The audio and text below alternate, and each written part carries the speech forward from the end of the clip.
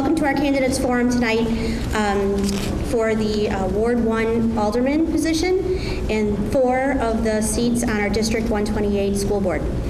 My name is Jill Curtin. I'm the PFA president here at District 128, and I've been working with these lovely people from the League of Women Voters to put tonight on. So I would like to thank you all for coming and introduce you to Barbara Pasquinelli, who will give you an overview on how the evening's going to go. Thank you.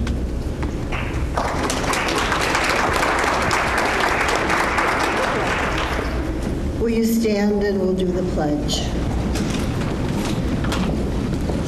I pledge allegiance to the flag of the United States of America and to the republic for which it stands, one nation, under God, indivisible, with liberty and justice for all.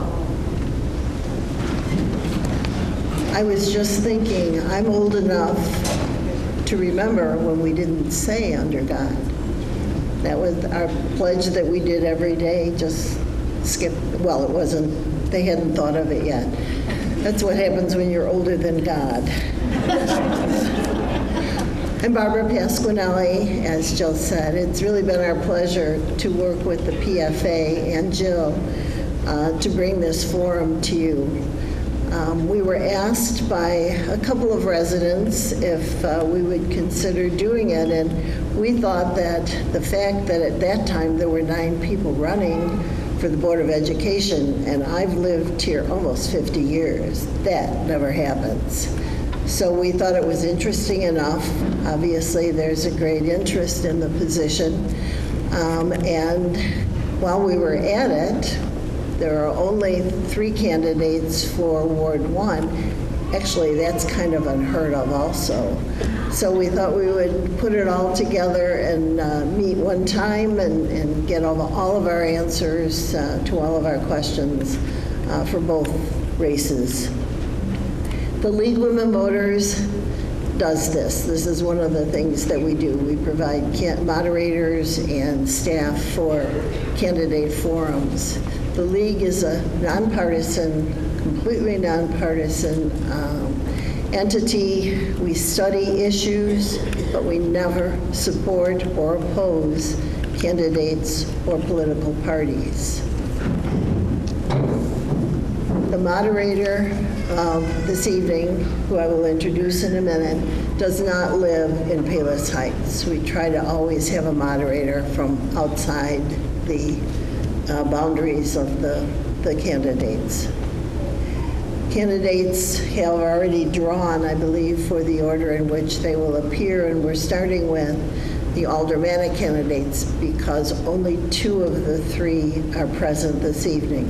Mr. Moran indicated he could not appear, and we offered him an opportunity to send a surrogate to read his statement, but he didn't want to do that either. So we're going to just have the 2 candidates for Ward 1. Beth Garrick is our moderator, and she will just go over the rules.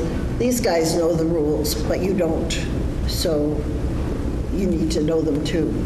Beth Garrick.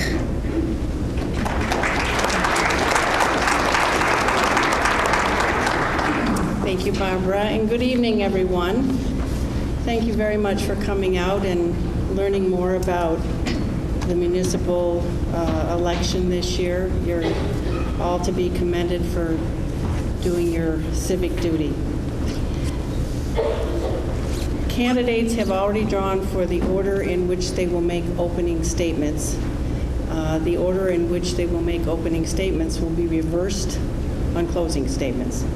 And then I will do my very best, everyone, in the school board election to make sure that I'm fairly alternating among the candidates when the questions are being asked. Opening statements will be 3 minutes long. Questions, responses will be limited to 2 minutes, and 2 minutes will be allowed for closing. Time will be kept by Arlene and Mary, right? Thank you very much. And cards will be visible to the candidates, so you all may not see them, but they will have time given as to how much they have left to continue speaking. They must complete their sentences, and then I'll stop them if they're not stopping. Questions will be written on cards that you are able to submit, and these fine ladies over here will be collecting the index cards. So if you raise your hand when you have something written on a card, they will be collected. They'll go through them. We'll give them to I will read them to the candidates. Questions are to address the issues, not personalities, hopefully. And this team of 3 fine ladies will be reviewing them for relevance and clarity and making sure that we understand what the question is. The distribution of campaign literature is not allowed during this particular part of the forum, but a table is set out outside if you'd like to pick some up. And I understand that Channel 4 here in Palos Heights is recording this evening. So thank you again for coming. I'd like to introduce Don Violet, who is running for Alderman, and he is the one who will be speaking first. Don? Thank you, Beth. I knew it wouldn't take long before I voted in. However, were you all able to hear? Everybody can hear? Okay. I always feel like you have to shout into the microphone. Sorry. Okay. Again, thank you, Beth. For the last 4 years, it's been my privilege to serve as the alderman for the First Ward, one of the 2 aldermen for the First Ward. The other one is also here, Alderman Key. I think I'll begin by telling you a little bit about myself and my history in Palos Heights. My wife Jennifer and I moved here into our First Ward house in June of 2002. Our daughter Lindsay was 6 months old at the time. Leah was going to come along the following year. We moved here because, first of all, we liked the house, and secondly, we liked the neighborhood. And we knew that the schools in Palos Heights were good. We really didn't know that much about the city. Our first experience with the city came shortly after we moved in. We signed Lindsay up for a program at the rec center called Sing Me a Song.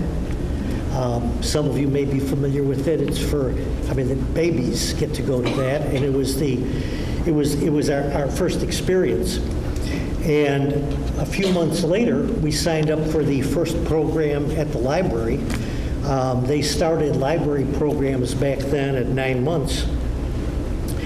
And as a family, we went through the whole Palos Heights experience at the rec center and the library.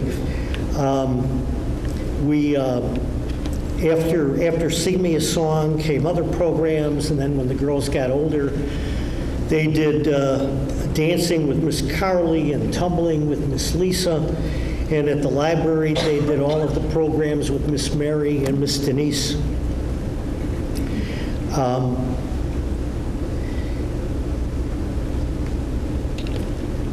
We also attended various Lake Catherine programs.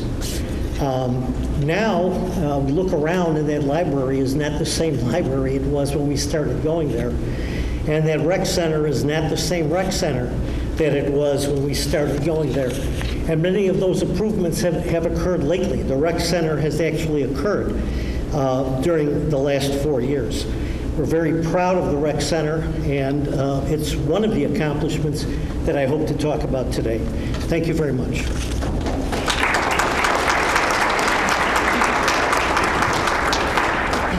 And the next speaker is Dan McCarthy. Thank you. Good evening, everybody. My name is Dan McCarthy. I'm recently a resident of Ward 1. Previously, I had lived in Willowwood Villas Townhome Association in Palos Heights for 17 years, and I grew up in Palos Gardens subdivision, so I'm a lifelong resident of the city of Palos Heights. I do see many familiar faces out there, but there's a lot of people here that I do not know, and hopefully tonight people can find out more about who I am and what my plans are to improve city government. The biggest thing that I bring to the community is passion. I love Palos Heights, grew up here in the community, I love people. I have a young family. I'm very concerned about the future for my children and I'd like to see Palos Heights prosper and grow. One of the biggest things that I can bring to the community is my education and experience. I'm a licensed attorney. I've been practicing for 20 years. 10 years of that time I've practiced in Burr Ridge.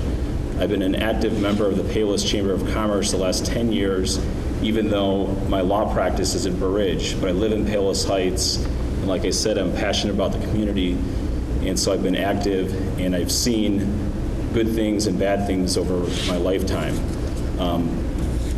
One of the biggest items on my agenda is to increase the vitality of business in Palos Heights, and I have some very specific experience. I worked in public accounting for approximately 5 years in state and local tax.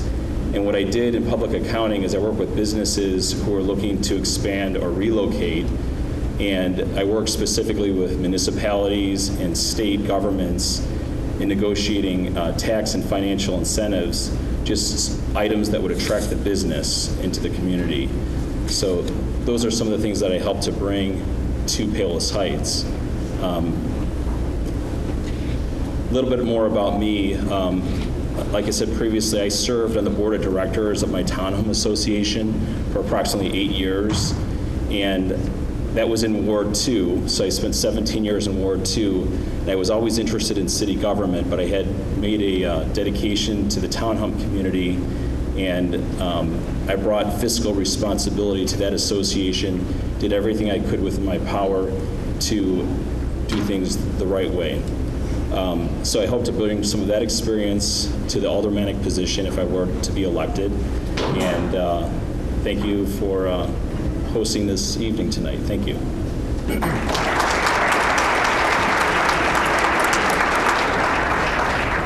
Thank you, gentlemen. I have a couple questions to start off. Do we have others that you guys are looking through? So let's start with this question. Do either of you have any creative thoughts about how to address all the vacancies in the Dominic Shopping Center? And if you are more comfortable, you can sit there and answer, or would you like to approach the podium? I'm comfortable here. Okay, can you hear? If everybody can hear. Maybe if you would stand up and project a little bit, and then we'll see how that goes. If not, you're welcome to approach. So, Dan, why don't you go first since you went last on opening? Okay. As far as dealing with the vacancies in the Indian Trails Shopping Center, formerly occupied by Dominic's, I would like to see that entire area redeveloped. You know, the residents, we saw the Anemone restaurant go in, family-owned business that, you know, was challenged from the start, was unable to make it. And what I like to see is more of a pedestrian-type thoroughfare where you have wider sidewalks, sitting areas, places where people can come and congregate. I recently had lunch at the Harvest Room in Palos Heights, and I was there on a Sunday, and it was about an hour wait. So we decided we're going to go ahead and wait. It was a beautiful day in February, 50 degrees, unusual. And so I went with my family. We visited Running on Kicks store. We went into T-Mobile. We went into Fannie Mae and, you know, got a free sample of candy. And it was a nice afternoon where we were able to patronize the neighboring businesses. So I'd like to see something like that in Indian Trails where maybe there's a public-private investment into that area where you would create areas where people could congregate, and then the businesses would hopefully follow. Thank you.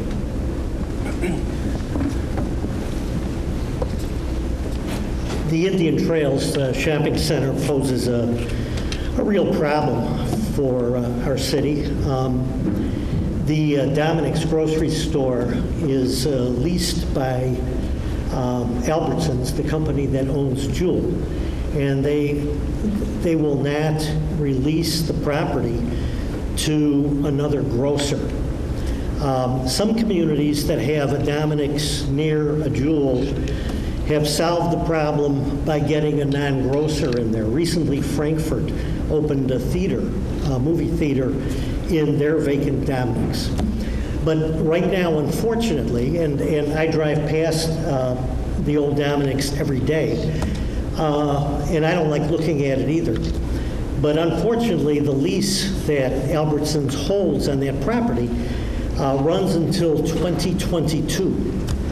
As a city, we need to figure it out. It's difficult for us to just go out and recruit someone to come in there. Another problem is that at times, because the alley behind the Dominic's is not used much anymore, sometimes there's some fly dumping going on back there. Last week, we had to pick a mattress up that somebody dropped off behind what was Karen's Hallmark. So the Dominic's is a problem right now, and it's going to be a problem for a little while to come. Hopefully, we'll find some sort of merchant who will take over that spot, and we don't have to wait until 2022. Thank you.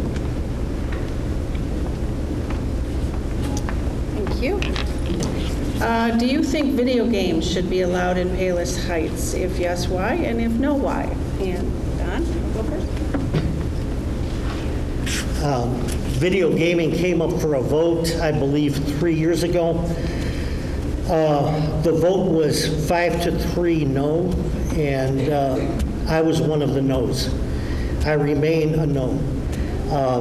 One reason is that as I ride around the southwest suburbs, you go through towns like Crestwood and Worth and Chicago Ridge and Oak Lawn where video gaming exists. Quite frankly, I don't like the way it looks.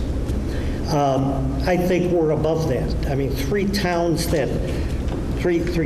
and cities that do not allow video gaming are Palos Heights, Palos Park, and Orland Park. And I would rather see us associated with those municipalities than with the others. Every now and then, it comes up again. We actually have a First Ward resident who, within the last year, was trying to promote a new startup for video gaming. But I can guarantee you that as far as I'm concerned, I will remain a firm no in this regard. Thank you.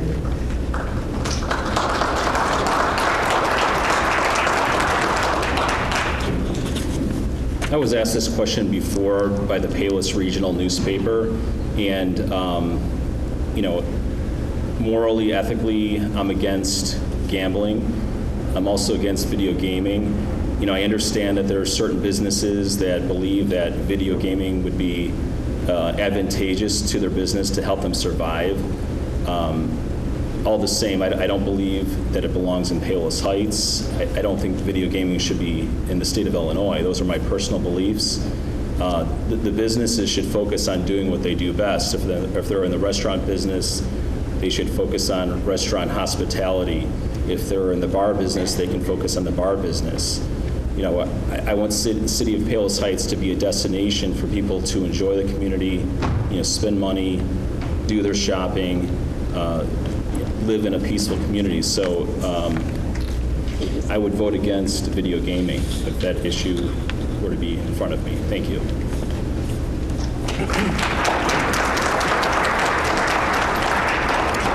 Thank you.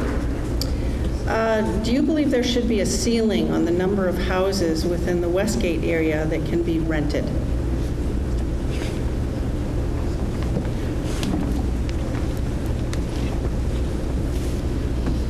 That is an interesting question.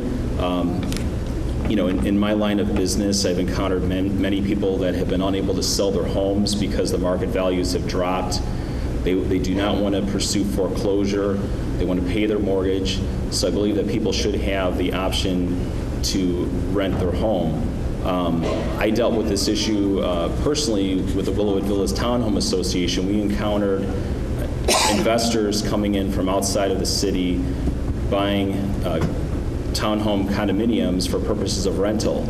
And the issues that we encountered is that when you have an absentee landlord, the property oftentimes is not taken care of. There's rule violations, ordinance violations, all the same.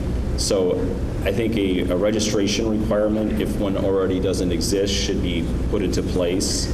But people should be freely able to rent their home if that's their choice. It's property, and they should be able to do that. So I don't think there should be a limit on the number of rentals, but it should be regulated to make sure that the owners comply with the legal requirements. Thank you.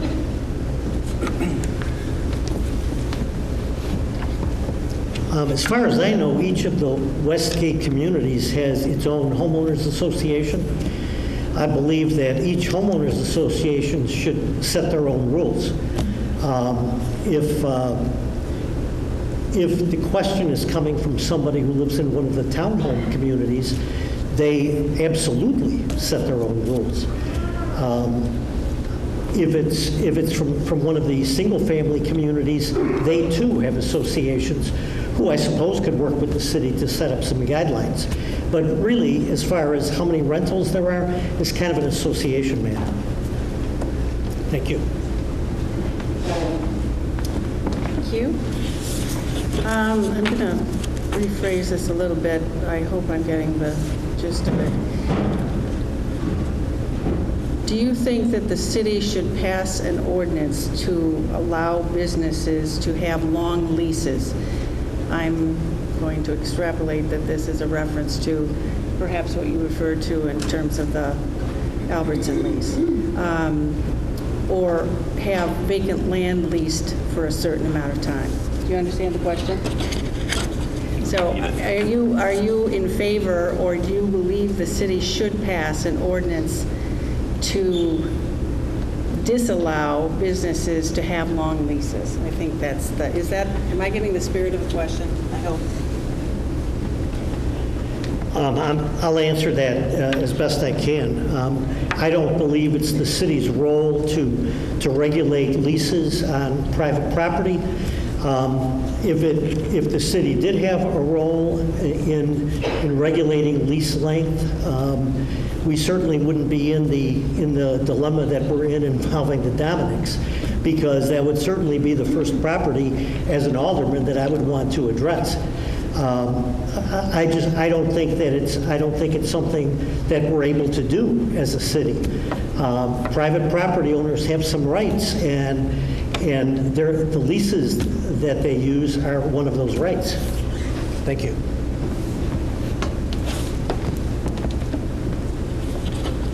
I agree with Mr. Violet's comments. The city would not have within its power the ability to pass an ordinance to limit the length of a lease. Property owners are free to lease property as long as they like. It appears that the question is aimed towards the lease that's in effect on this Dominic's, the former Dominic's shopping center. The city certainly should investigate what options would be available for that property, speak to the landlord, and also speak to Jewel or Albertsons about maintaining the vitality in the community. Residents also have a choice. I mean, if all residents are aware that Jewel is holding a lease on a building that's sitting empty and vacant to take advantage of essentially, cornering the market, residents have a choice as to whether to shop at Jewel or another grocery store. So that would be one way a resident could influence, what will happen at that location. Thank you.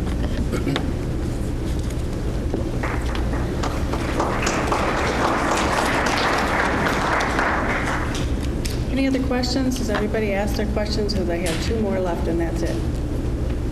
And they both are directed to Mr. McCarthy. And so what I'll do is I'll ask them of you, and if you would like to respond as well, then you'll have your turn, okay? The first question is, are you on the business committee looking for new businesses? And if not, how do you plan to get new business in town?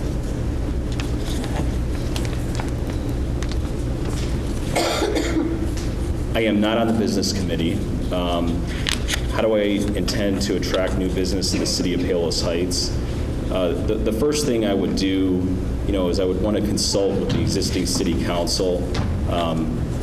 I've gotten to know the mayor and many members of the city council due to my activities in the Palos Area Chamber of Commerce. So I would, respect their opinion and want to find out what their ideas were before I express my own. But one idea that I would have would be to hire a consultant, and I believe this may have been done in the past, but get a consultant's idea to examine what the current state of affairs is in the city of Palos Heights. I've spoken to many business owners on the on the west side of Harlem. East side has a lot of vacancies. I'm not exactly certain why that's the case. The west side seems somewhat more vibrant. Another idea I have is to work with Trinity Christian College. They have many students there, and one of the projects could be to take a poll of the existing businesses, taking a poll of the existing residents, and find out what type of business they would like to see in these vacant spots. So we would collect that data, analyze it, and then the city could take a step towards offering economic incentives, which is an area that I have experience with. Thank you.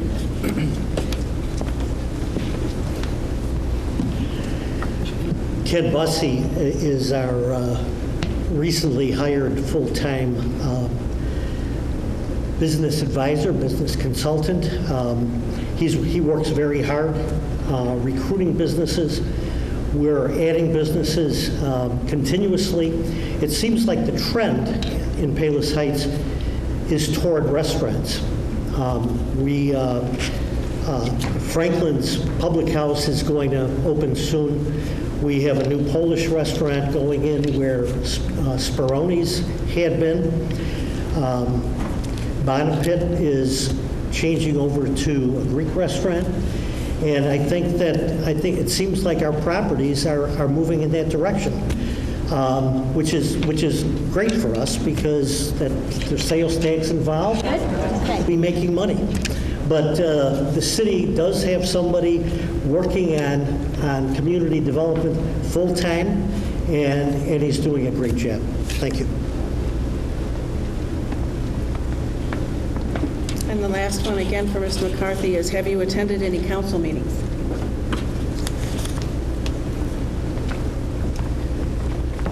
So the question is, have I attended any council meetings? The answer is yes, I have. I've attended them professionally as an attorney with applications in front of the city council. I haven't been into any meetings recently, but I have had experience with city council in the past. Thank you. Did you want to say? Sure.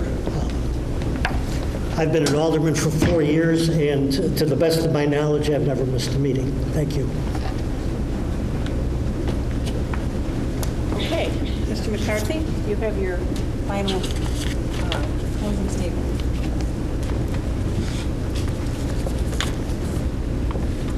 I did bring some campaign literature here today that I left outside that tells a little bit more about me. So as I was explaining earlier, I have been involved in the community for many years. I have 4 children, 2 children which are currently in the school district. One is in 3rd grade at Chippewa, one is in 6th grade at Independence. I've been heavily involved with the recreation department. I've coached basketball, softball, and soccer over the last 6 years. I enjoy relating to the children and talking with the parents and just being present here in the community. I've made a choice, my wife and I made a choice to make Palos our home, and we'd like to see it to be the best that it possibly can. And we'd like to see property values increase rather than stagnate or decrease. We'd like to see property taxes stabilize or even go down. I'd like to be an advocate for the people and make myself accessible. I've included my cell phone on the literature. People are free to call me at any time, stop me on the street, and I appreciate everybody's time and attention this evening. Thank you.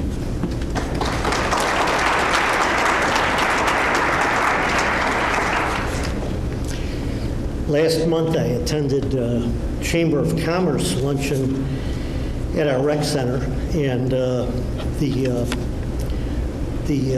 speaker for the program was our mayor, Bob Straz, and he gave the State of the City address at that meeting, and one statement that he made struck me at the time, and it stayed with me, and it's that Palos Heights is in the state of Illinois, but we're not like Illinois.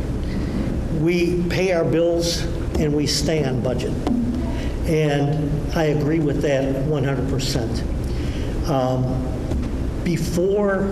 Before we proposed the referendum to build the new rec center, we made it our business to pay off the library, which still had bonds pending.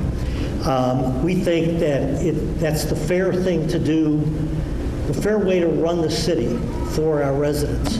And so right now, that's our only debt. And when we built that rec center, we built it under budget. We've spent less money than the citizens of Palos Heights gave us to build it. And look at it. I mean, it's magnificent. It's a wonderful place. Hopefully, that's the way Palos Heights will continue to operate in the future. Thanks very much for listening.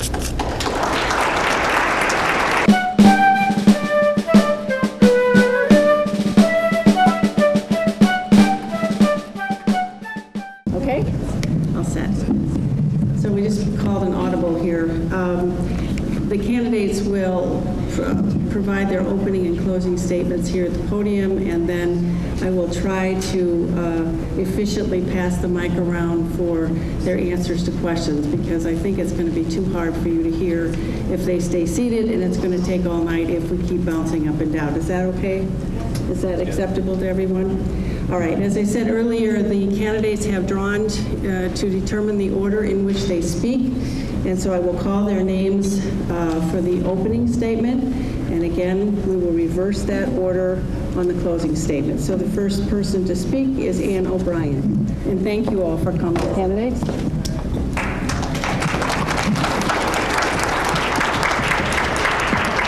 Lucky number one. Thank you, PFA and League of Women's Voters, for organizing this night and for all of you coming out here. I know it's been a crazy, snowy, sunny day. My name is Ann O'Brien, and I am running for School Board District 128. I'd like to tell you a little bit about myself before we get into all the issues. I have been a Palos Heights resident for 23 years. I have 4 kids. My oldest is 19, well, will be 19 tomorrow, is a freshman at Indiana University. Number 2 is a sophomore at Marist High School. Number 3 is in 8th grade right here at Independence. And number 4 is in 5th grade at Navajo. My educational background is I went to Marquette University, studied English literature, did my master's degree in secondary education and English literature. I am endorsed 6th grades through 12th grade. Excuse me, I'm a little nervous. Okay.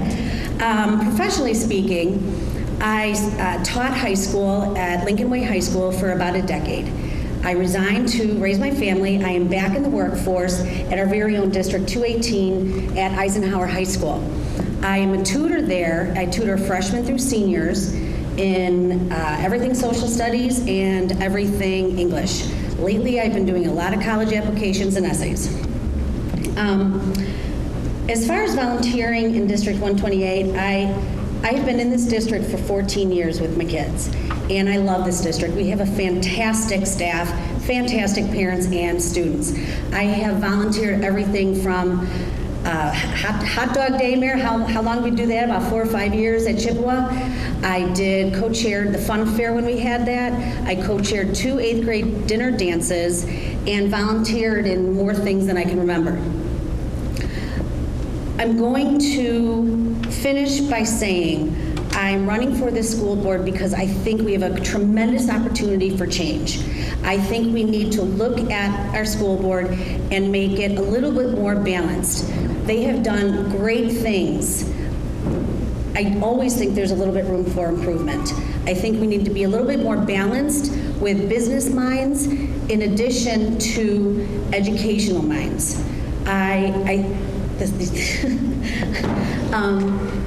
I would like that opportunity, and thank you very much.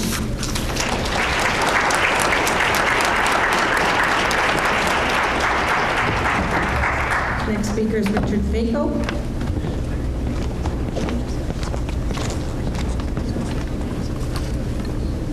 I'd like to thank the PFA and the League of Women's Voters also, and thank you all for coming on such a snowy day.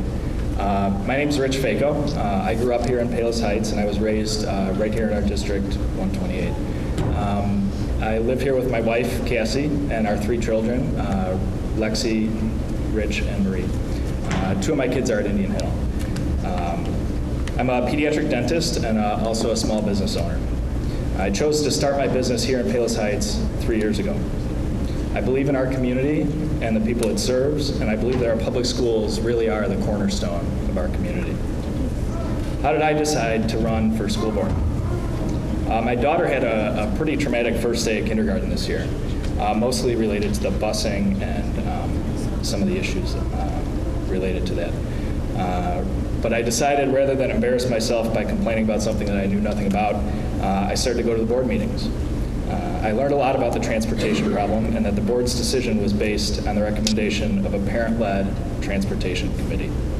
When I dug even deeper, I learned that all the recent major decisions made by the board have been made by committees. Committees of parents, committees of teachers, administrators, and even members in our community.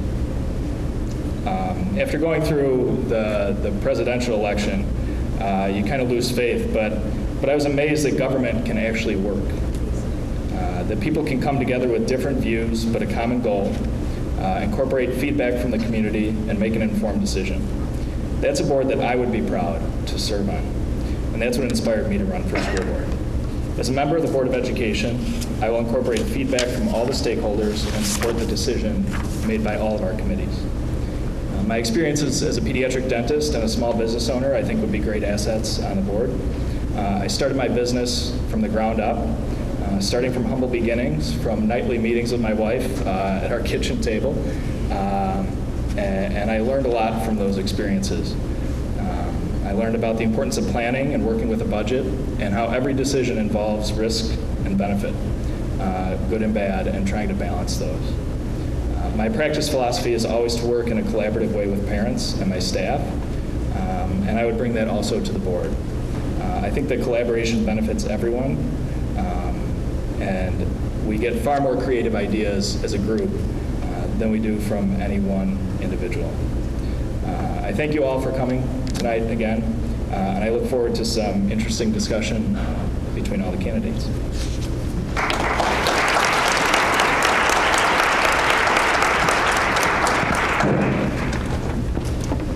Grady.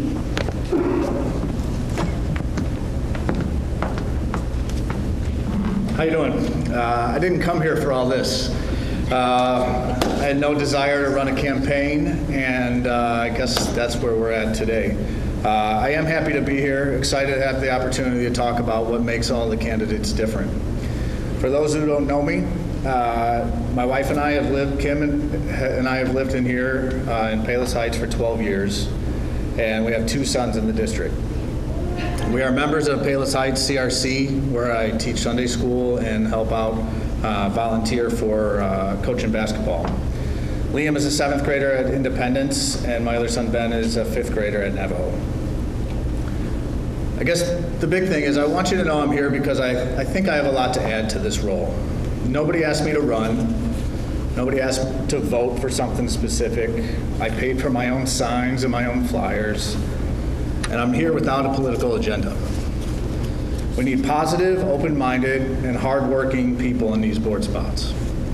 We also need people that understand the true responsibility of the board, which is to hire the superintendent, conduct the business of the district, and pass and enforce policy. The job of the board is not day-to-day management and decision-making. This is the job of the administration. And that administration needs to have solid communication with both the parents and taxpayers to make sure everyone's interests are being addressed. With that said, I believe I'm an ideal candidate for the board for a lot of reasons. I bring a finance background with an accounting degree and a CPA. In my day-to-day job, I had an internal audit department for a $2 billion company where I have responsibility to ensure controls are in place both on the financial side and the operational side. I spend most of my time working with our businesses, helping them problem solve and work through significant issues, and I report directly to the board. I believe these things set me apart from the other candidates. I understand the right governance structure that should be in place. I know the difference between governance and management, and I will place a high priority on making sure that I understand that difference and the board understands that difference. I will bring a proactive, listen-first approach to my spot on the board. I promise to represent all citizens in the district, not just the loud ones. Each person voted on the board has one vote, and that vote should be used to listen, research options, and vote for the best decisions for our kids and for our district. If we vote for 4 people running together, that would put the majority vote together, seemingly voting together, which would destroy diversity and is a hallmark of good governance. My commitment to this district is I will bring teamwork, I will do my homework and be an informed member and be fully engaged in the issues of the board. Thanks.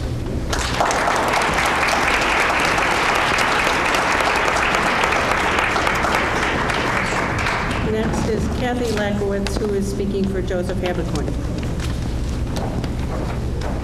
Good evening, ladies and gentlemen. Thank you, PFA, and thank you to the League of Women Voters again as well. I am going to read the statement that Mr. Habercorn has prepared. Let me start by apologizing for not being here. I have owned Popeye's Chicken for 35 years, and I am attending our national convention. My name is Jo Habercorn, and I have served on the Palos Heights District 128 School Board for 12 years. I have served when my own children were in the district, which actually started about 25 years ago, as well as after, and the last of the 5 graduated from the district. I now have a granddaughter that soon will be in District 128 schools.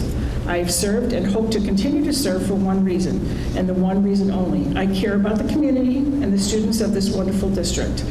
As a small business owner and a longtime resident of this community, I felt it to be my moral obligation to give back and serve the people and the students in this capacity.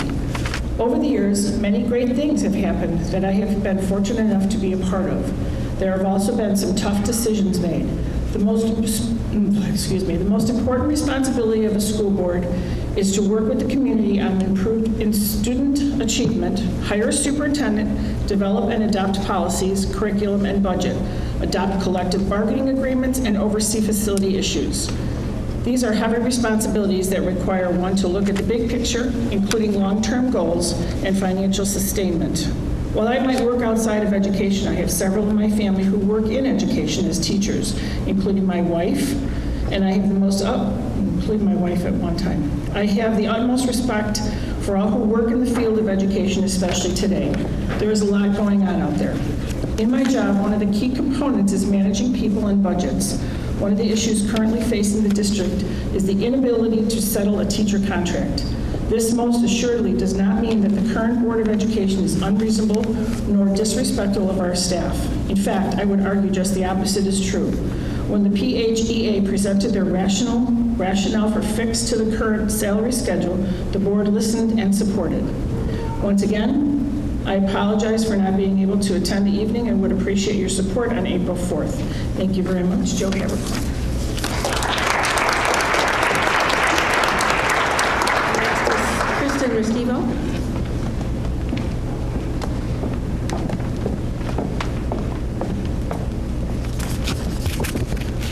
Kristen Restivo, and my commitment and service to our district and its children is extensive and well documented over the past 7 years.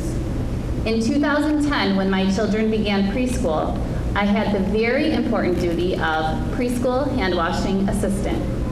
With an undergraduate and graduate degree in education and early childhood teaching experience, my role expanded to assisting my children's classroom teachers with small group instruction on a weekly basis. In 2013, a couple of other district moms and myself met with our past superintendent, and we successfully advocated for an additional classroom section for our current 6th graders. Since that time, I have consistently attended monthly board meetings, 32 out of the last 34. I have requested exact enrollment figures each summer for all grades and voiced concern when numbers have been high. As an avid meeting attendee for 3 years, I am fully aware of our district's financial standing and budgets. I know the history of where we've been and where we are headed. I've applauded our successes and recognized our challenges. Twice in the past 2 years, a vacancy has arisen on the board, and I have come forward both times, willing to serve. This past November, I was seated as a temporary board member. I've completed 2 board member training classes. I worked collaboratively with parents, teachers, staff, and administrators on 4 district committees. Early childhood, where we raised money for tuition assistance. Transportation, where we cut costs, but provided a plan that was least impactful for our families. Strategic plan, where 5-year goals were formed, focusing on student achievement, technology, data-driven decision-making, and guaranteeing teachers will have a voice in their professional development. And parent ambassador, where I requested as a temporary board member to sit in on and hear voices directly. I am a constant presence at town halls, curriculum nights, coffee with the principals, PFA and other school events, and on school grounds daily at drop-off and dismissal. I am easily accessible to you for listening to your concerns and giving you the voice you deserve. I'm an educator and mom running to represent all, with kids at the forefront. I am not focused on one single issue, but the whole picture. I am proud of the work this district has and will continue to do, and hope your vote will allow me to be a supporting force. Thank you.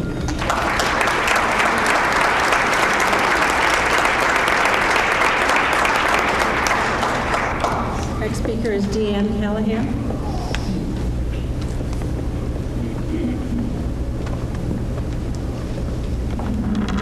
Good evening. I just also want to thank everyone for the invitation tonight to speak. My name is Deanne Callahan. I was born and raised here in the district.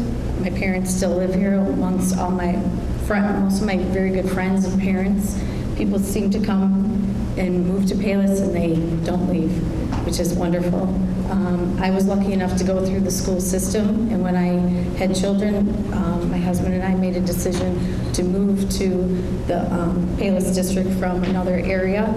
I have lived here for 40 years collectively, 40 plus now. My children are all out of the school. While they were here, I was, I'm trying to think which one I was.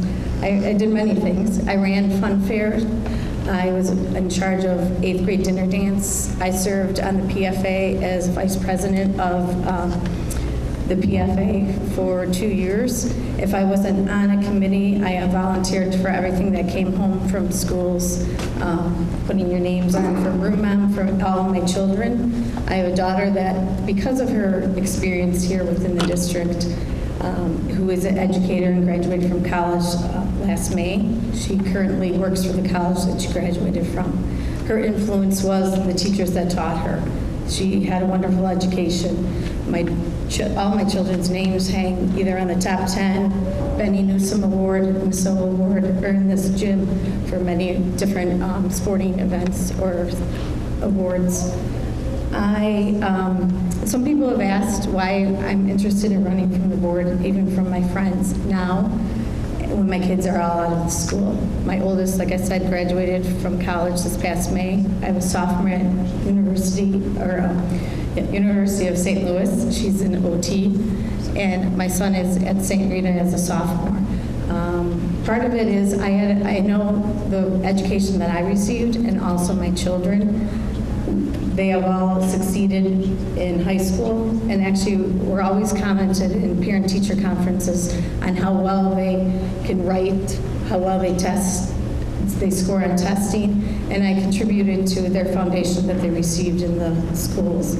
So that's why I feel like at this time in my life I can give back. I gave when my children were here. I think my professional career has also prepared me for that. I'm a nurse. I ran hospital units with over $1 million budgets. I have now presently worked for a pharmaceutical company in which I am managing over 300 people in India, so I bring the professional background and I care about children and their education along with what I do every day for patients and the safety of patients. Thank you.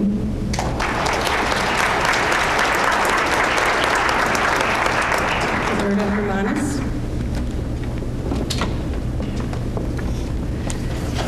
Good evening. My name is Roberta K. Hermanis, and my friends call me Kay. My husband Al and I have lived here in Palos Heights for 25 years. We actually live in the house that was once owned by my husband's uncle. We have 2 children. District 128 was the foundation for my children's education. Both of my children were members of the National Junior Honor Society while here and graduated in the top 10 of their class. This District 128 gave them the foundation that was needed for high school, for college. My daughter recently graduated from Loras College with cum laude status.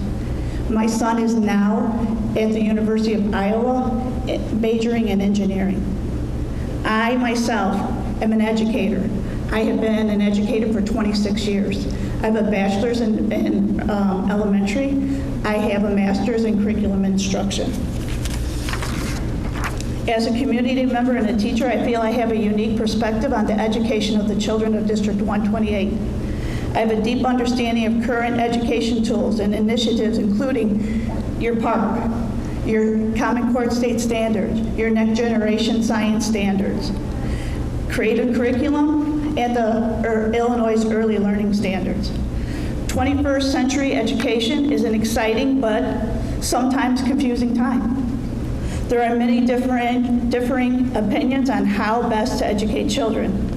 I am confident that I can see issues from points of view of all concerned parties. Having someone on the board that has personal experience using and evaluating new educational tools and programs can only benefit our children. I believe District 128 is a great district. When making decisions, there will be impact that will impact our children. It is essential to consult with district administrators, parents, and teachers. With increased collaboration and discussion between the board, the parents, teachers, and the community, 128 can even be better. People say, why did you decide to do this now? Did anyone ask you? No. Now's the time because I have time to be a member of the school board. I have been chasing after my children for the last 23 years. My daughter graduated from college. She has played soccer since she was 5 years old until she graduated in May. So now is the time that I have to give back to the community that gave so much to my children. Thank you very much.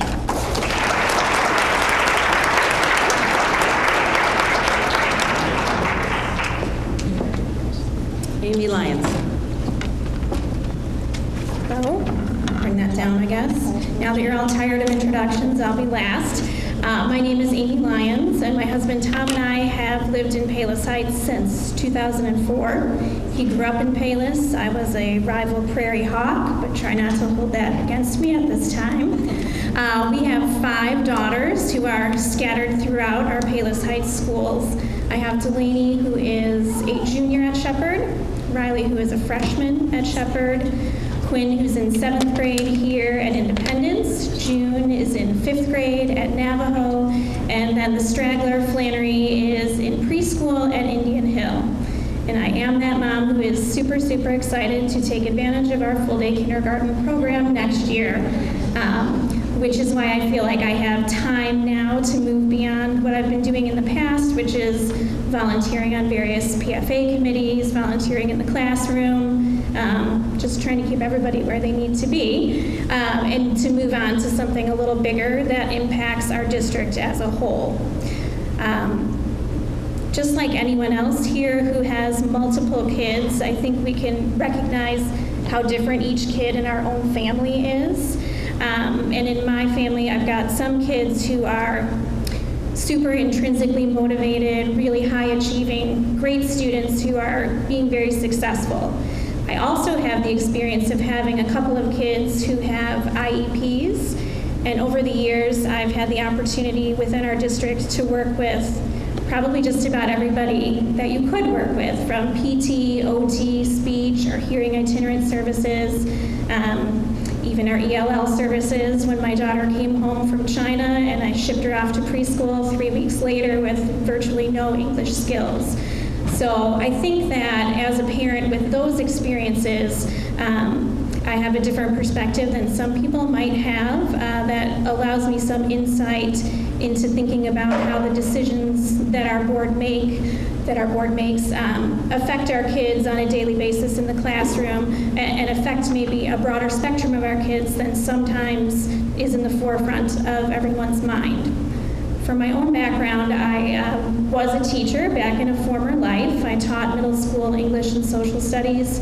I have a bachelor's degree from the University of Illinois in the teaching of English, and I have a master's degree in curriculum and instruction. So that is a background that I can bring to this as well if I were to be elected to the board. So if I were to be elected to the board, I would look forward to increasing the feeling of collaboration that we have within the district. I think that we've done a good job of starting some committees and things that include parents and teachers, but I don't think that if we really talk to the people in the community, there are probably a big section of people who still don't feel as included as we would like them to be. Thank you.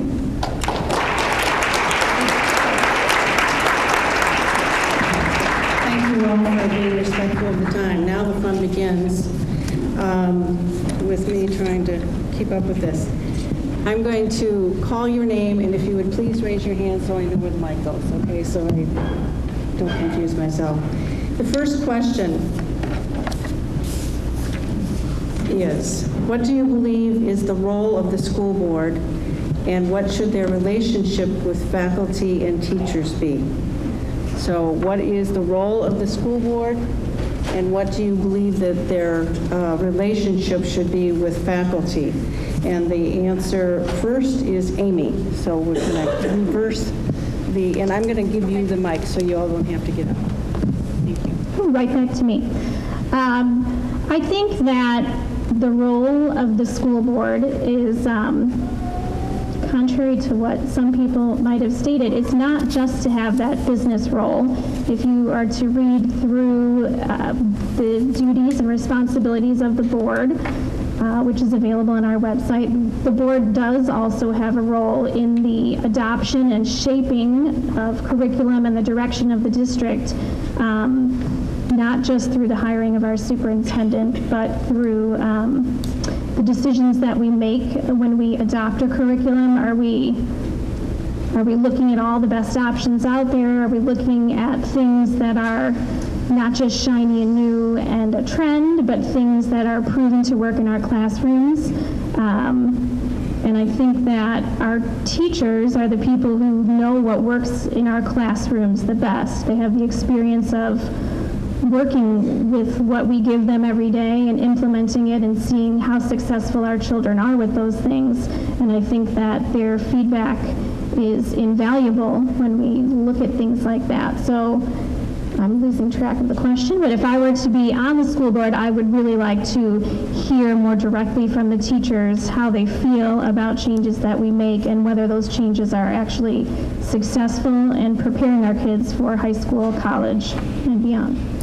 Thank you, Amy. Next one is Roberta.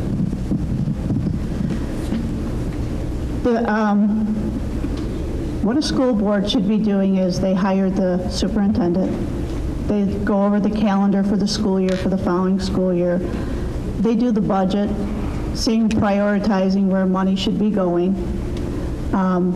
They look at the curriculum of what's going on in the school, making sure that all voices are being heard of what is important for parents, what's important for the teachers, what's important for administration, and trying to incorporate all those ideas in and making the best decision for our district for 128. Yes, please. Deanne is next. Thank you. I also agree. I don't want to keep repeating what the other two have said. It's a big role. It's not just hiring our superintendent.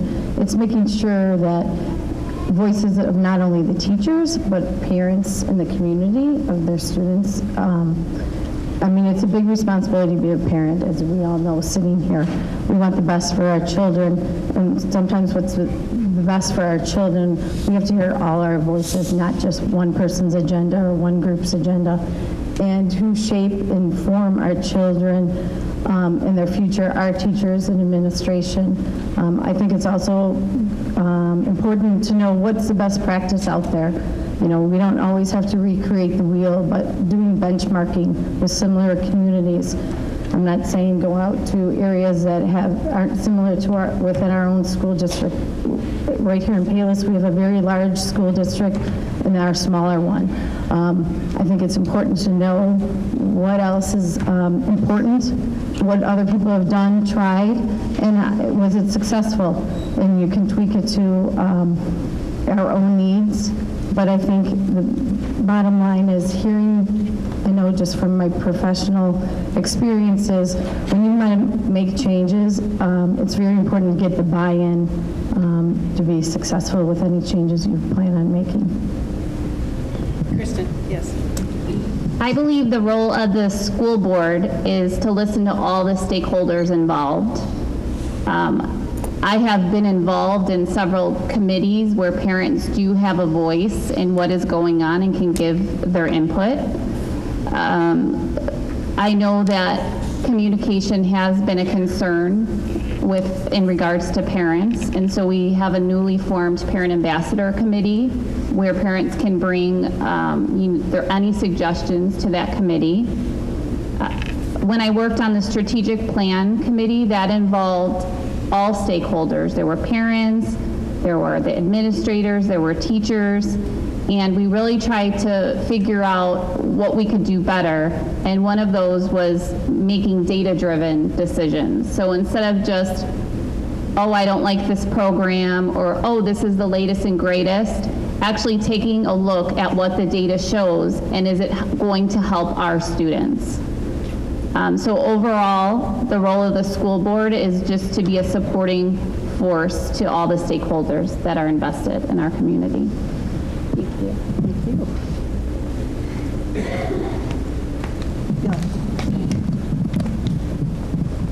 So I agree very much with what Kristen said. You know, at the end of the day, the role of the school board is to listen to everybody that has a voice here in our district. The teachers are important in that role, but there is a chain of command, and I just think we should respect the chain of command. At the end of the day, the board hires the superintendent, the superintendent has the administration, and then there's teachers. So for the board to go around 2 layers of the chain of command is inappropriate. So should there be a relation? Absolutely. Should we be listening to parents? Absolutely. But at the end of the day, you got to respect the superintendent and the administration that's in place. Yes. I think this is a great question. I think that there's some differences here in opinion between the board approving decisions and the board developing those decisions. I'll use one example, and that is the curriculum decisions that were made in the math department. So our math scores had dropped, and it was the board's decision to approach Dr. Green and let her know that we expected higher scores in our math department. Dr. Green then approached Mr. Kirk, and Mr. Kirk worked with our Director of Teaching and Learning, Mrs. Herman, to look at what programs were available. They approached the teachers, and a math team consisting of all of the Independence Junior High math teachers met and reviewed all the curriculum options. They actually picked a curriculum that they didn't like at first, but they were open-minded, and they really did their job to investigate all the different programs out there. They knew what they liked, and they provided that information to Mr. Kirk, who relayed it to Dr. Green, who presented it to the board. So it was the board that approved their curriculum, but it was a team approach from the start. And I don't think that it's the role of the board to ever override those decisions that are made within our district. It's to respect those committees and to support them in every way that they can.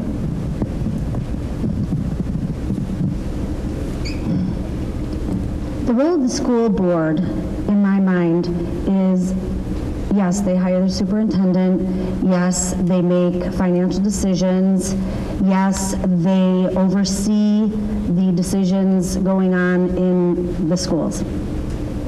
I do differ I disagree from some of the candidates up here. I think if the teachers need to have the ear of people on the board, I think that they should respect that. There is a hierarchy to go through, and I think you need to respect that as well. But in order to listen to all voices, you need to listen to all voices. And if there are concerns in our school district, I think the Board of Education needs to be aware of those and not hear from one person or two people. I had an experience last spring, almost to the year. My voice was not heard. I tried to go through the correct way, and it wasn't working. I tried to go through the Board of Education, and then I was whipped right back to our superintendent. I was not heard. That's why I'm here today, to try to be proactive. I figured if I had the time to complain and whine, I can have the time to be positive and proactive. I believe the Board of Education needs to open up a little bit and listen to everybody. I believe the Board of Education also needs to look at curriculum, look at the education, and the direction in which our district is going. Thank you. The next question, what have you done to prepare yourself to become a school board member? And the first answerer will be Bill.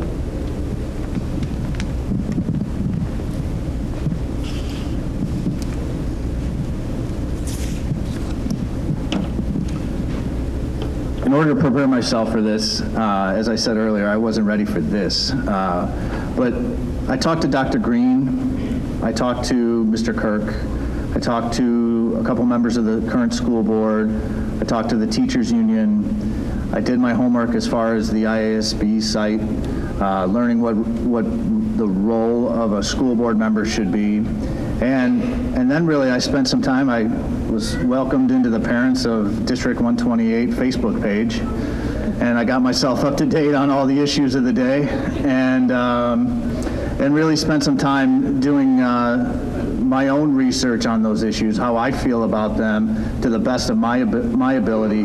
And I really think I'm at the point where I understand what's out there, I understand what the issues are, and one of my big takes is you got to understand the role of the board, as we just talked about, and the role of the administration, and then the role of the parents. And I think we're getting a little mixed up in some of the things that we're doing. And so as I went through, I wanted to see good governance, and I saw a lot of good governance in the recent past from our board.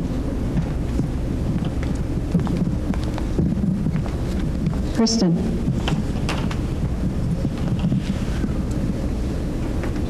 First, I would like to take a minute to thank everybody. I didn't do that in my opening because I did have a lot of information to get across. I don't want to rehash all of it, but I think I've shown that in the past 7 years, this has just been a natural progression through my involvement with the district. I went from the classroom, then to committee works, to attending board meetings, to speaking up for our kids, and just overall working on these committees alongside our parents and teachers and administrators and staff. I would just like to highlight that my meeting attendance is 32 out of 34 for the past 3 years. I have done 2 board member trainings. I am a temporary board member, so I'm in the field learning right now my roles and responsibilities. And just as with any job, I feel I've done the legwork beforehand. This isn't something new to me. I've been working at this for a very long time. Thank you. Richard?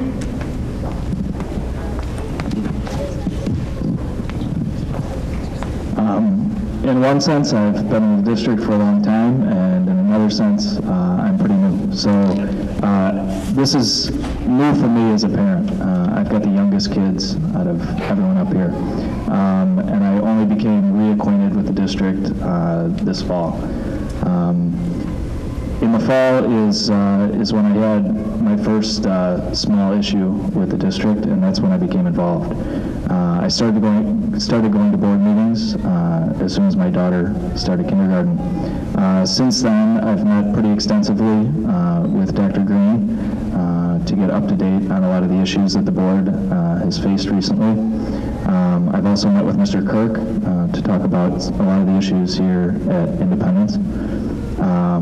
I don't know if you can measure how many meetings somebody's been to, and 6 is better than 4, but I think you can look at how people respond to a challenge. And as soon as I had the first challenge in our household, I've been to every board meeting since then. Thank you. Dan? Like I stated earlier, my children are older. My youngest is a sophomore in high school, so for the last 2 years, I can sit here and say I really haven't been that involved in the school district. I have friends that still have children there, so I know what's going on. I am not a social media person, so I have to say I really don't go to the Facebook page. Sometimes I've heard people talking about it, and sometimes there's negativity, and that's why I don't follow it in that respect. You can't always believe what you see or hear or read in social media. But I do believe in my past and my involvement why my children were here, that I would be prepared for a board meeting. I sit on many meetings. I'm part of many committees in my professional career. I think issues that were 10 years ago are still here today. It's new faces, new people, but there's always that, where are we going? As children get older, as colleges expect more, you're always looking at how can we improve these scores? How can we do this differently? Because the expectations are much different for children from year to year, from when I went to college, from when my oldest, and I'm sure when my youngest goes to college. So you always have to be on your toes and looking for what can be done to improve within our school board, and I'm willing to go out and do what I need to do if I'm on the board. Thank you. Ann?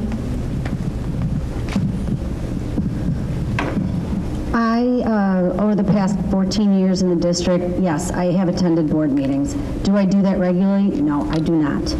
I don't think that's the bar in my mind, sitting passively at a board meeting, that makes for a good board member.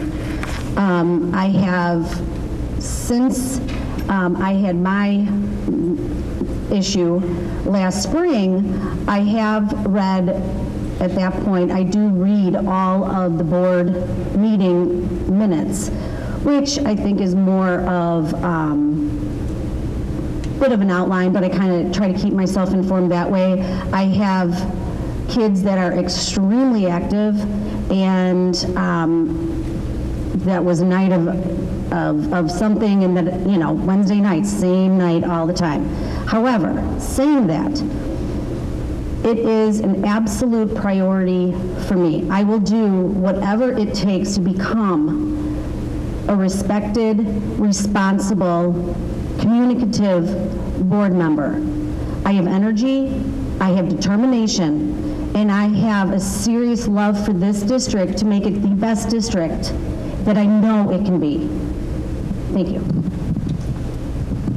Roberta? I have attended board meetings on and off. Recently, I've been at a few, and I was at one, I think, a couple of years ago when you elected Ms. Weiss to come onto the council, and there was a lot of discussion about the busing then, and there was discussion even about Ms. Weiss being put on the council, and I was in the background on that day just watching and listening. What has prepared me for this?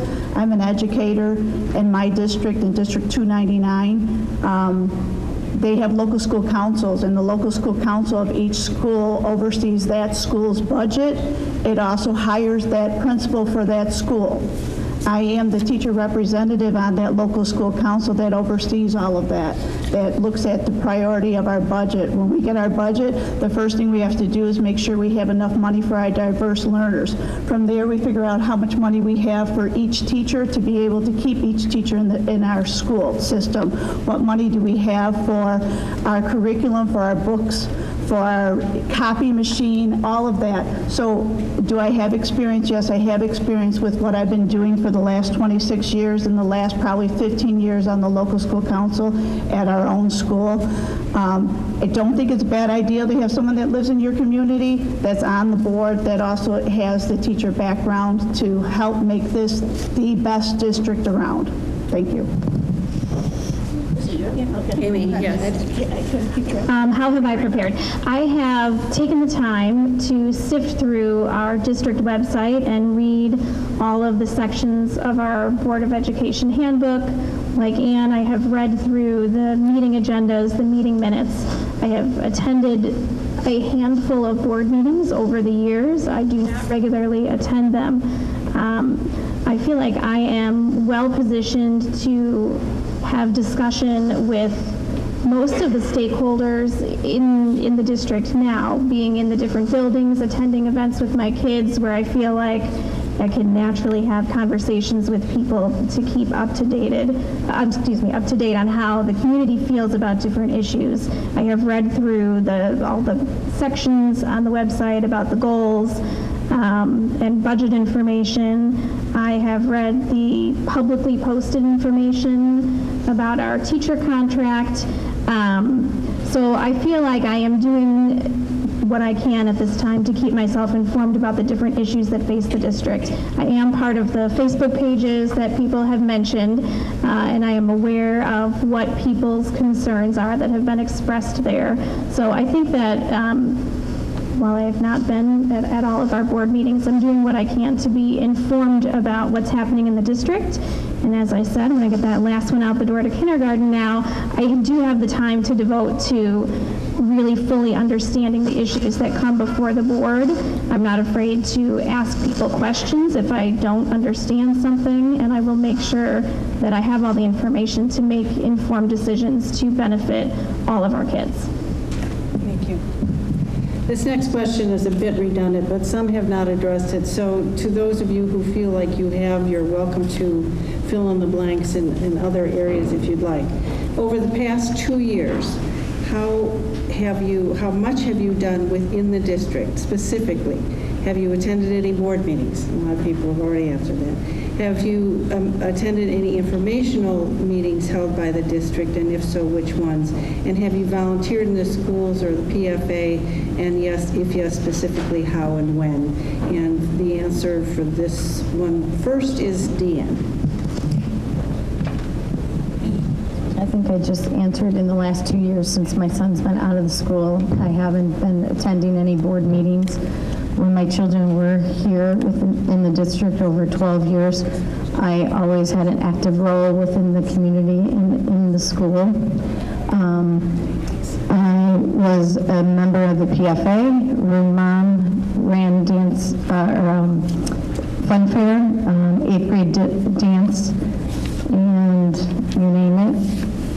Any permission slip, any field trip that came up, I signed up and I was part of it. So that is what I contribute to the district. And like I said, growing up here, my mother was always involved. I feel it's very important to be hands-on. And as a board member, I would start going to functions. That's one thing I saw from my oldest to my youngest, is people on the board. Even from my daughter's 8th grade graduation to my son's, I think maybe 1 or 2 board members showed up for graduation and sat on the stage versus my oldest, which I think as a board member, you should be going to functions that are part of within the district and at the schools. Thank you. Bill. I didn't mention, I have gone to, I think, 2 of the last 3 board meetings. I am on the Parent Ambassador Committee. I brought an idea to Dr. Green to communicate the happenings at the board meetings as soon as they happen. So I went to this last one, took notes, and the notes were put out on the website the next day. I went to the last town hall meeting. I missed the infamous one. I was out of town for work. And I think that's it. Okay, where am I? Your bill number 3 is Ann. Thank you. Okay, so what have I done? So I go to all of the town hall meetings, and yes, I was at the infamous one. I've never missed, I don't think, the ELA meeting. If it concerns our kids, I'm there. Especially now with such a tremendous amount of change over the last 2 years, or I'm sorry, this year, sorry. It started when I realized it was happening. This year went through a tremendous amount of change, and yes, so I'm very interested in how it was going to happen. How on earth are we going to be successful? As far as volunteering, I kind of addressed that. I've been volunteering since my 19-year-old was in kindergarten. I have kind of switched gears a little bit in splitting up my time between here and Marist High School. I think I answered the question. Okay. Amy. I think the question specifically asked for the last 2 years, so I'll try to limit. I've attended a couple of board meetings in that time. I attended the first meeting of the Special Education Parents Committee that started this year, and that's the only meeting that we've had so far. I chaired the 8th grade dinner dance 2 years ago. I have been volunteering. I've been in the preschool classroom. I've chaperoned field trips. I have also worked with PFA on other committees like the Dancing with the District and things like, I guess I gave up spirit wear about 2 years ago, but that used to be my gig. So just the hospitality committee, things like that. Thank you. Richard.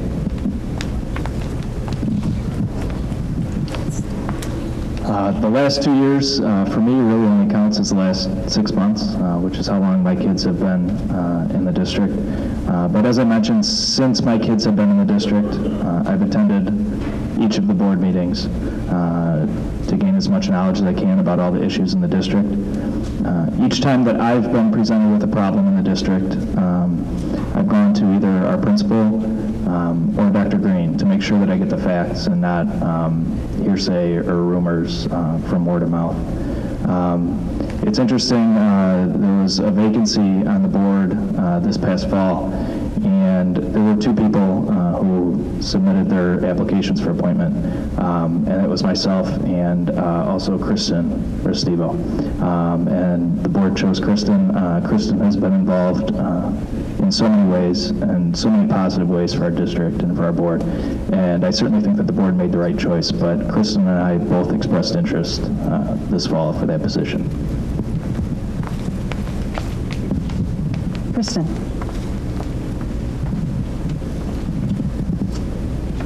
I just want to reinforce that I have stepped up twice in the past 2 years to fill a vacancy on the board. My first attempt, I was unsuccessful, but I kept persevering, and the second time I was selected. I also want to point out that one of the board member trainings that I attended was before I even applied for this last vacancy spot. I've also done a board training which is required as a temporary board member. And I want to point out that my attendance is stellar, but I'm not just an idle body sitting in the audience. I have gotten up and asked questions and advocated for our kids as well. Thank you. Roberta. Like I said before, I've been to board meetings on and off, not a regular basis. And I did attend the town hall meeting that was in February. And then, like I said before, there hasn't been a lot of time for me to do a lot because I've been traveling to Dubuque, Iowa for the last 4 years a lot. So now I do have more time on my hands. Thank you. Thank you. In the interest of time, I think the next question I'm going to ask for you to raise your hand. Are you running as a group? Would those who are running in a group please identify yourselves? Well, you kind of have to define that. We're still running individually, but yes, we are running together. We're campaigning. We're campaigning together, Okay, but and you still have to vote for us Finances are put individually. together. Let's put it that Okay, way. so let's identify for our audience who is running together, and that would be Ann, Campaigning together. Amy, and Roberta, and Deanne. Thank you. And then the others are running as individuals? Is that what I'm, all right, that's the question. So we have a little bit of a time crunch here with Channel 6, so I'm going to get to some meatier questions here, and there's some redundancy, and forgive me, I'm not altogether familiar with all the issues in Palos Heights, but I hope to do this justice, and I can't read something that the candidates can't retain, so I'm going to do a little bit of paraphrasing, but I'm getting the impression that teacher negotiation is an issue. So here are two questions I'm going to kind of put together. And again, if I'm missing the mark, you're welcome to write more down and submit them. One says, the Teachers Union of District 128 has recently rejected the new contract presented by our school board. To those candidates who have accepted financial support or the support of campaigners on behalf of the Teachers Union, will you recuse yourself from voting on their contract terms? Hold that thought. Everybody got it? Okay. So those who are being supported by the union, are you going to recuse yourself? And then this is a little more complex, but bear with me, but it covers a similar territory. So what I think that the public would like to hear from the candidates is your position on teacher negotiations, school board member involvement, and how, as a candidate, a teacher union support or not is relevant. Am I right in that?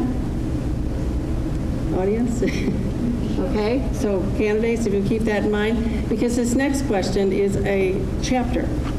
As the member of a school board, if elected, you would be responsible, actually it's a lecture and a question, you would be responsible for negotiating the teacher's contract, which covers salaries, benefits, et cetera, every 3 years. The teachers have been negotiating a new contract for the district. Is it possible that that contract will not be finalized before the election, and that, a little contradictory here, and that negotiations will continue into the next term? If board members are perceived as advocating in favor of the teachers in our contract terms, then our district could face an expensive legal challenge from taxpayers. So for the final 4 candidates, since you've received financial backing, if elected, do you plan to participate in the ongoing negotiations? So this is where the overlap comes. And how do you intend to reassure the taxpayers of this district in regard to your apparent conflict of interest? Now, I'm going to restate, for the purpose of simplicity, and ask that each candidate please address the questions that I just asked. And then if it does not apply to you and you're not a member of the group that is apparently being supported by the teachers group, then maybe you want to state your philosophy about teacher-board relations. Is this clear, candidates? Okay. Thank you for your indulgence. The first one, Roberta. I'm trying to get you, he asked a lot of questions at one time, and of course I'm the first one up, Yeah, so. let's think teacher-board relations and also the whole philosophy of whether teachers should support school board candidates, because frankly, I think that's what we're talking about here. All right, so first off, as a board member, if I were to be elected as a school board member, a school board member's job is to always make the decision that's best for the children in District 128. Never in my life even as a teacher on our local school council, have I made a decision that is best for a teacher. Never.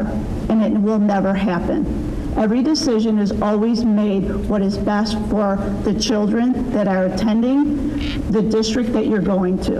All right? Maybe the teachers, the teachers interviewed everybody that wanted to be interviewed, and they came up with 4 candidates that they thought they would support. That is it. There has been no talk to me, and I can say this personally, about what's going on with your negotiations. The only thing that I have seen, to be honest with you, is my daughter pulled up something, because I don't do Facebook, that a board member has put onto her Facebook, and that had the link, and that is where I read what was going on. And that is the only way I know anything about negotiations that are going on between the board and the teachers union.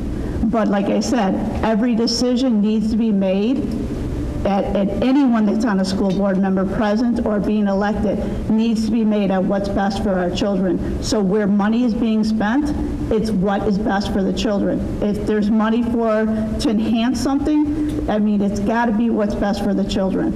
I know I'm out of time. All right, thank you. Amy. You can answer though. Please, sir, let's keep to our, we'll have other opportunities, okay? To be honest with you, I don't know, because what if I'm not, I'm going to say I recruit, I do it, but... It's Amy's turn. Okay. Thank you. I will start with that then. No, I would not recuse myself from negotiations, and this is why. Although the 4 of us have been individually endorsed by our teachers union, and we are very proud of that, the only thing that our teachers have asked us for through this entire process is to listen to them when they have input to give about the decisions that happen in our district. They have not asked us for anything regarding the contract. We have avoided talking about the contract, and the only information I have about negotiations, again, is what was linked and I was able to read that is publicly posted. When I started to consider running for the board back in the fall, at that time, I never anticipated that our teachers who've been working without a contract since last August, that would not have been resolved by this point. So when I initially came on board with the decision to run, it really wasn't in the forefront of my mind anywhere that these negotiations would continue to this point. So to reiterate, I would not recuse myself. I have not promised the teachers anything regarding a contract, and I understand that the role of a board member can become very uncomfortable for a variety of reasons. And if one of those reasons is that we, cannot, if it becomes my position to negotiate that, and we can't give the teachers what they want, I'm going to have to live with that uncomfortable feeling. But I'm pretty sure there's already people in the world who don't like me, so it won't be a brand new experience. But thank you, Kristen.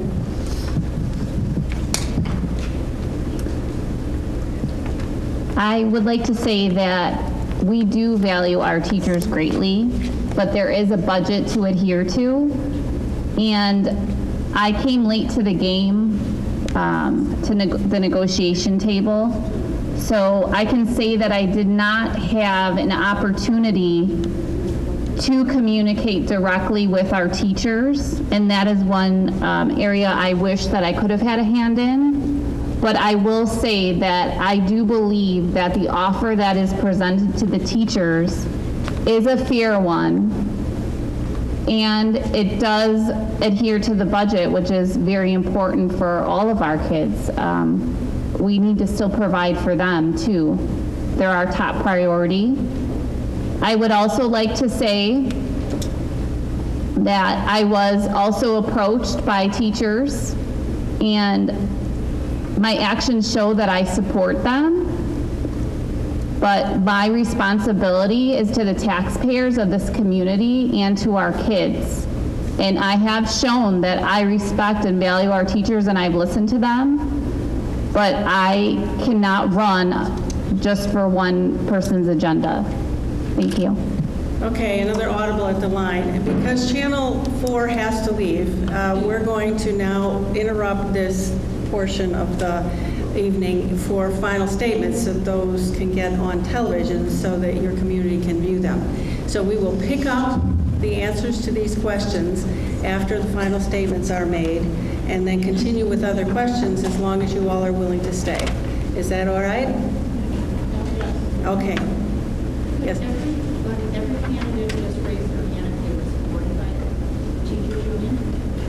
That's out of line, Bonnie, but we'll get to that later. Okay, so this is what I'm going to do. You all know what order. I'm going to ask that the mic go to Amy first because she's first for final. And Kathy, where are you? You want to come back up, please? Oh, no, okay, fine. Okay.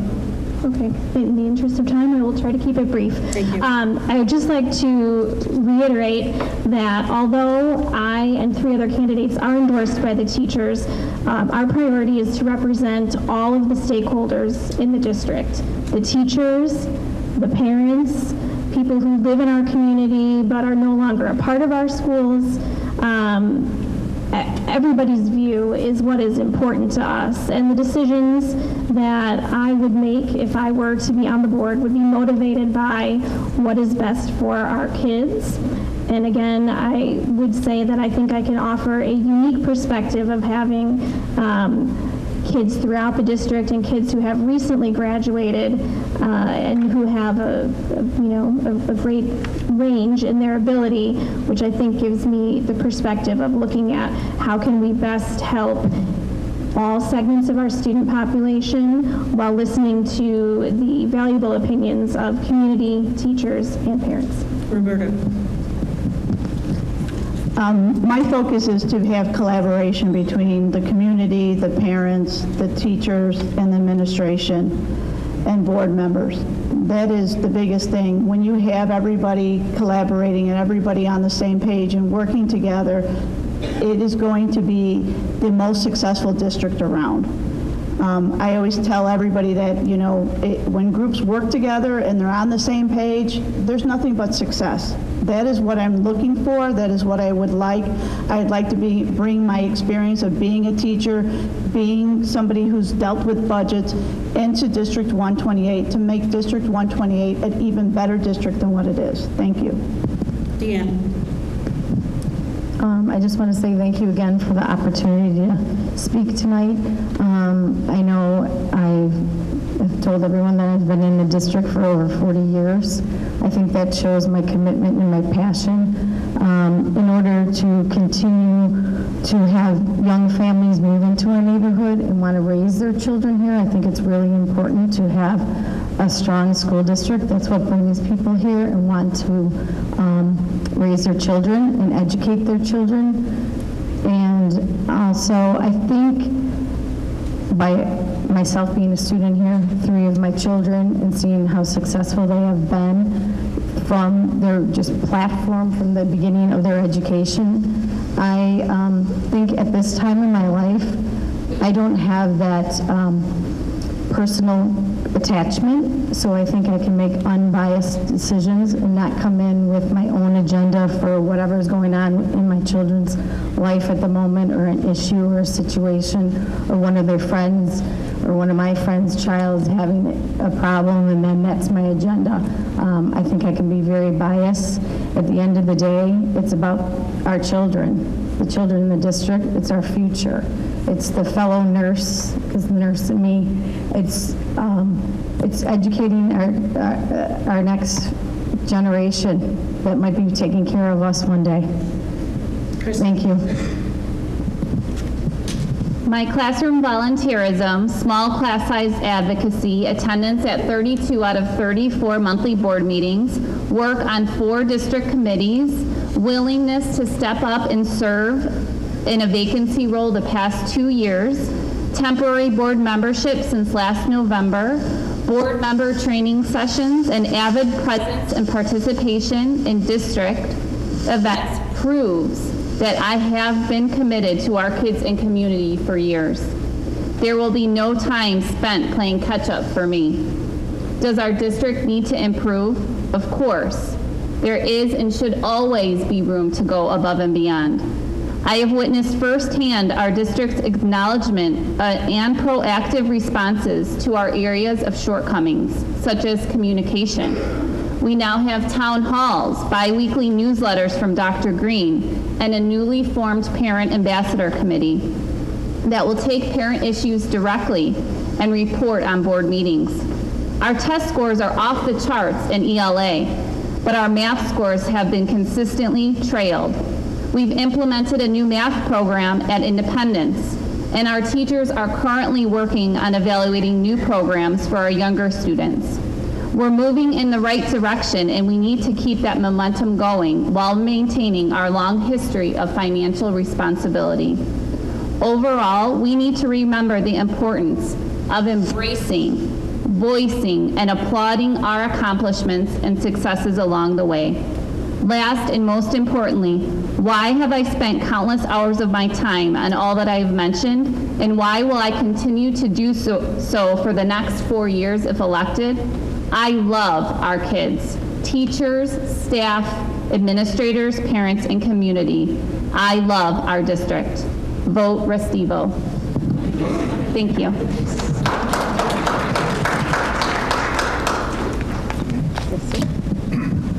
As I mentioned, I talked to a lot of people and did a lot of work to get prepared for this. It's been enlightening and educational, and I certainly understand the magnitude of what this role is, way more than when I was running around getting signatures and saying I was going to do this. You know, I'm currently teaching a section on stewardship at church for our 6th graders, and we just covered the talents chapter this past week, and it dawned on me why I want to do this. You know, I really do believe that we are called to invest our talents to better serve our community, and I know that I have those talents to do this job and to do it well. You know, I'm generally an introverted and quiet person. I tend to listen first and allow others to direct the conversation before I give my opinion. This approach has served me well as an employee, and it has served me well in my professional life, and I think it'll serve me well on the board as well. I bring a diverse viewpoint, a finance background, a listen first and proactive team-oriented approach to the board. I will keep a finger on the pulse of the community and work hard on the communication between board and the parents. So I just asked for 3 things, really. I want you to vote in 3 things in this order. Please vote on April 4th, okay? First and foremost, come out and vote. Secondly, please understand that each vote on the board is valuable, and if 4 votes are already united, there will be no listening, proactive team approach. Things will be decided by a group of 4, which will ruin the governance. And in closing, I'm asking you to vote for me on April 4th. Thanks.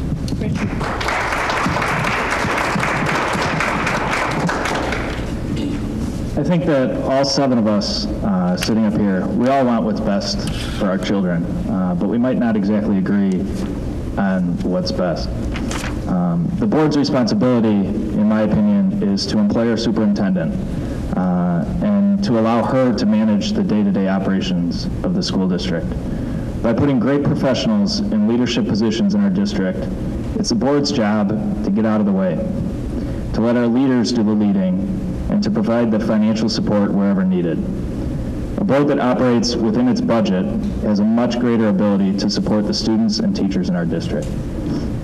As a member of the Board of Education, I will work closely with all of the stakeholders, our residents, parents, administrators, and teachers, to provide the best education to the children in our community.